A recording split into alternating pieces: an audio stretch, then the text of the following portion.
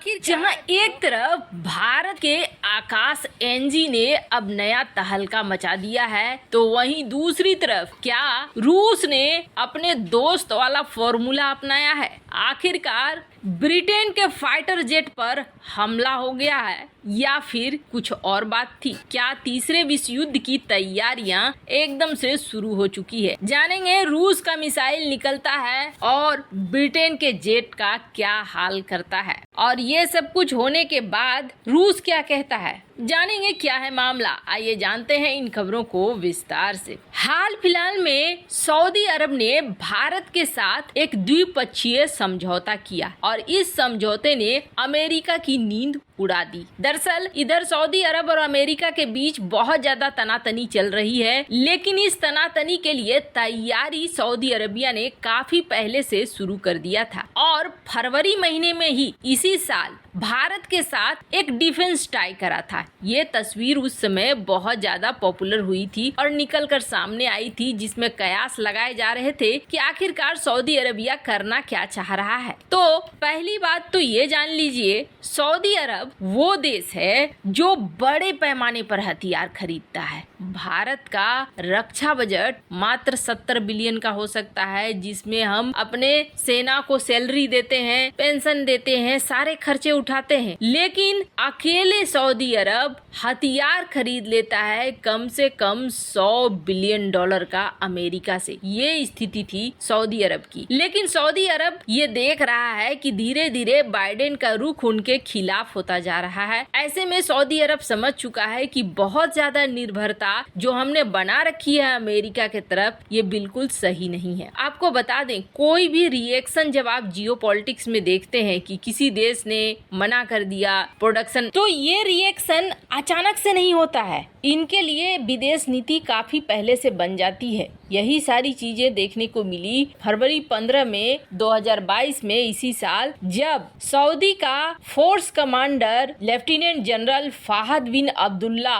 ये भारत आए और भारत के army chief general MM Naravane से मिले। नरवणे से मिलने के साथ ही इन्होंने एक एग्रीमेंट साइन किया। इस एग्रीमेंट के तहत इन्होंने एक दूसरे को डिफेंस में मदद करने की बात कही। अब आपको बता दें, यहाँ पर भारत ने 2 मिसाइलों के बारे में बात की। एक तो आकाश एयर डिफेंस मिसाइल्स के बारे में बात की, वहीं ब्रह्मोस को लेकर भी बातचीत चली है। ब्रह्मोस जिसकी स्ट्राइक रेंज है 290 किलोमीटर और आकाश एयर डिफेंस सिस्टम जिसका रेंज है 25 किलोमीटर, इसे लेकर दोनों देशों में बातचीत चलने लगी कि अब इसे टारगेट किया जाएगा। ये भारत के लिए बहुत अच्छी खबर है। इसलिए अच्छी खबर है क्योंकि भारत को अब वो ऑर्डर्स मिलने शुरू होंगे जो ऑर्डर कभी जाते थे अमेरिका के पास। अब आप सोचेंगे अमेरिका के अलावा और भी देश हो सकते हैं, रूस भी हो सकता है, चाइना भी हो सकता है, कोई और देश दे देगा। तो आपको बता दें, दे सकता है।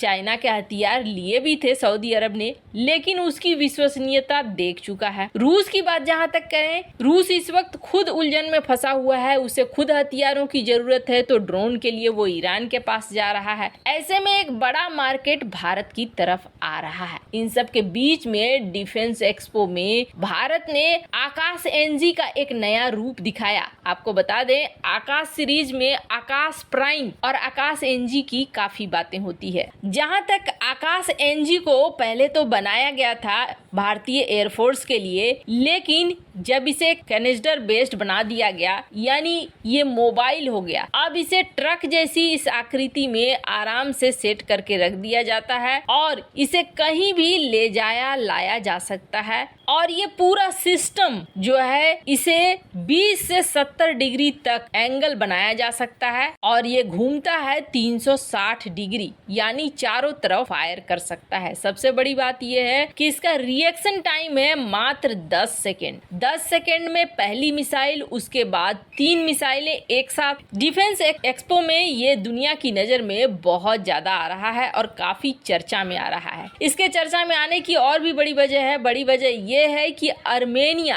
आकाश मिसाइल डिफेंस सिस्टम को ले सकता है, इसके लिए बातचीत भी चल रही है। खैर, जहां एक तरफ ये सब कुछ हो रहा है तो वहीं दूसरी तरफ रूसी लड़ाकू विमान ने क्या ब्रिटिश स्पाई प्लेन पर दाग दी है मिसाइल, और क्या होने वाला है तीसरा विश्व युद्ध। रूस यूक्रेन युद्ध अब तृतीय विश्व युद्ध में बदलता हुआ दिख रहा है। जैसे दूसरा विश्व युद्ध शुरू हुआ ना, वैसे ही तीसरा विश्व युद्ध की शुरुआत भी देखी जा रही है। ब्रिटेन ने एक दावा किया है और ब्रिटेन के इस दावे ने हड़कंप सा मचा दिया है। दरअसल 29 सितंबर को एक रूसी लड़ाकू विमान ने ब्रिटिश जासूसी विमान पर हमला किया। रूस यूक्रेन की लड़ाई अब एक अलग मोड़ लेती जा रही है। अब धीरे धीरे देश जुटने शुरू हो चुके हैं, गुटबाजी बननी शुरू हो चुकी है। ईरान ने न सिर्फ अपने ड्रोन भेजे हैं, जबकि ये कहा जा रहा है कि ईरान ने अपने सैनिकों को भी इस युद्ध में भेजा है, और इस युद्ध में दरअसल ये रूसी सैनिकों को बता रहे हैं ड्रोन का इस्तेमाल कैसे करना है, ड्रोन को कैसे चलाना है। इस वक्त ईरानी ड्रोन बहुत बड़ा खतरा बन चुके हैं यूक्रेन के लिए, ये भी देखने को मिल रहा है। मतलब एक तरीके से रूस के साथ आकर खड़ा हो गया है ईरान। वहीं बात करें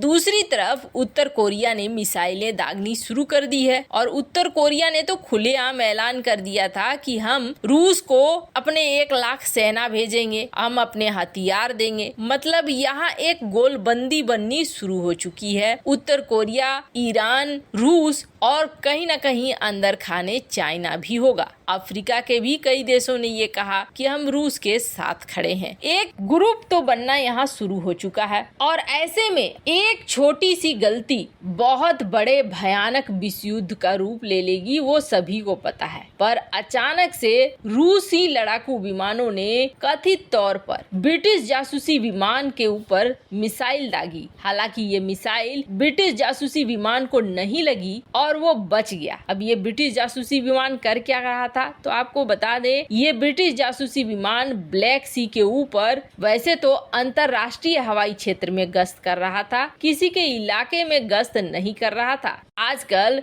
दोनों ही देश अपने स्पाई प्लेन को भेज रहे हैं ताकि जानकारियां जुटाई जा सके। अब अचानक से एक मिसाइल इस विमान के पास से निकल जाती है। तब से ब्रिटेन अपने जासूसी विमानों के साथ अब लड़ाकू विमान भी एस्कॉर्ट में भेज रहा है कि अगर जासूसी विमानों पर हमला हुआ तो फाइटर जेट हमले का जवाब देंगे। हालांकि उस घटना के बाद ब्रिटेन ने ब्लैक सी में अपने पेट्रोलिंग को कुछ दिनों के लिए रोक दिया था और रूस से सवाल किया था कि रूस ने क्यों मिसाइल दागा, जिस पर रूस ने ये कहा कि हमारा सुखोई Su-27 जा रहा था, उसमें कुछ टेक्निकल खराबी आ गई और हम मानते हैं कि आप अंतरराष्ट्रीय क्षेत्र में थे और ये टेक्निकल खराबी की वजह से मिसाइल चल गई। हमने आपको मारने को नहीं सोचा था और हमने तो आपको बता भी दिया था कि हाँ भैया इस तरीके से मिसाइल चली हुई है। वैसे आपको बता दें, इस तरह की मिसाइलों की गलती रूस के एक दोस्त ने भी हाल फिलहाल में की थी। नहीं,